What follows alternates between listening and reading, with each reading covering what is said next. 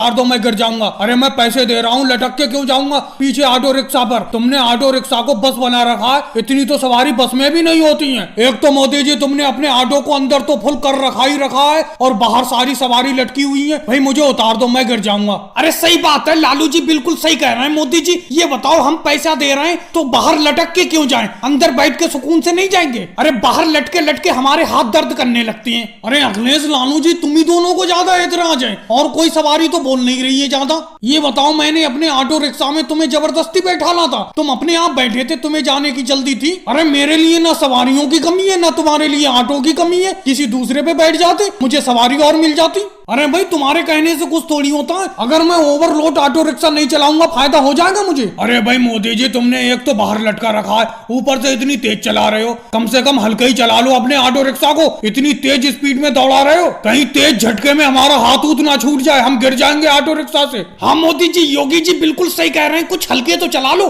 चलो बाहर लटके हुए हैं हम, कोई बात नहीं। अरे मोदी जी एक बात बताओ, तुम इतनी सवारी भरती हो ऑटो रिक्शा में, कतई फुल, अंदर भी फुल और बाहर भी फुल, तुम्हारा कहीं पे चालान उलान नहीं कटता है? कोई तुम्हें रोकता नहीं है? अरे राहुल, तुम जब भी बोलोगे मनहूस ही बोलोगे। तुमने अभी बोला कि चालान नहीं कटता है, वो देखो चालान काटने के लिए सामने अमित शाह जी मिल गए। अब पता नहीं इनसे किस तरीके से निपटा जाएगा। अरे भाई रोको रोको रोको, मोदी जी रोको। मैंने तो दूर से ही समझ लिया था कि इतना भरा हुआ ऑटो है, ये जरूर मोदी जी का होगा और तुम्हारा ही निकला। जी अमित शाह जी बोलिए, क्या सेवा कर सकते हैं हम आपकी? अरे सेवा करने की बात कर रहे हो मोदी जी? अरे कम से कम कुछ तो शर्म कर लिया करो, ये ऑटो है, कोई ट्रक व्रक थोड़ी है जिसको तुम सब्जी के बोरों की तरह भरे हुए हो। सेवा होगा कुछ नहीं होगी, आज तो तुम्हारा चालान काटूंगा ही ओवरलोड में। अमित शाह जी आज और छोड़ दीजिए, फिर उसके बाद ओवरलोड सवारी बिल्कुल भी नहीं ले जाऊंगा अपने ऑटो रिक्शा में। अरे अमित शाह जी जल्दी छोड़ दो, क्योंकि मेरे ऑटो रिक्शा के पीछे जो मनमोहन सिंह जी और राजनाथ सिंह जी लटके हुए हैं, इन्हें जल्दी ऑफिस पहुंचना है। आज के बाद ओवरलोड बिल्कुल नहीं ले जाऊंगा। अरे भाई मोदी जी, मुझे यहीं पे उतार दो, नहीं तो मैं गिर जाऊंगा, उतार दो मुझे यहीं पे। अरे कहां से मैं तुम्हारी मोटरसाइकिल पे बैठ गया? तुमने तो ये कहा था 3 सवारी बैठा लूंगा मोटरसाइकिल पे, कहां से मैं आधे किराए के चक्कर में फंस गया तुम्हारे साथ। अरे भाई उबैसी जी, तुम्हें आज तक पता ही नहीं है, मोदी जी एक जगह से दूसरी जगह सवारी ढोने का काम मोटरसाइकिल से करते हैं और आधा किराया लेते हैं। जो तुम्हारा एक जगह से दूसरी जगह जाने के लिए ऑटो से अगर 100 रुपए का किराया लगेगा,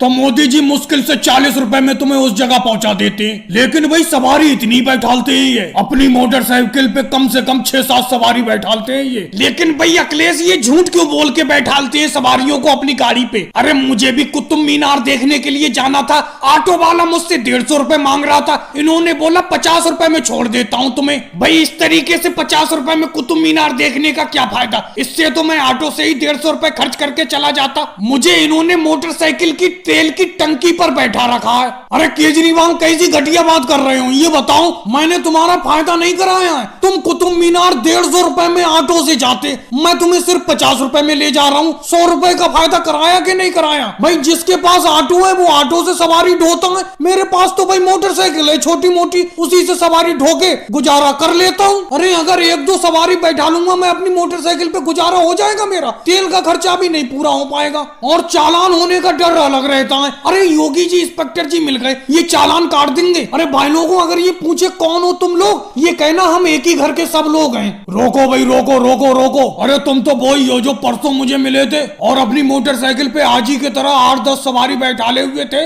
लेकिन उस दिन तो तुम ये कह के बच गए थे कि हम सब लोग एक ही घर के भाई हैं और शादी में खाना खाने के लिए इकट्ठा होके जा रहे हैं। आज तो ये बहाना नहीं बताओगे? अरे योगी सर जी, मोदी जी ने यही तो बोलने को बोला है आपसे कि ये कह देना कि हम सब लोग एक ही घर के आदमी हैं। भाई साहब, हम एक घर के आदमी नहीं है, मैं झूठ नहीं बोलूंगा। ये हमें एक जगह से दूसरी जगह छोड़कर पैसे कमाते हैं, हमसे किराया लेकर। अरे भाई साहब, कौन सी बनू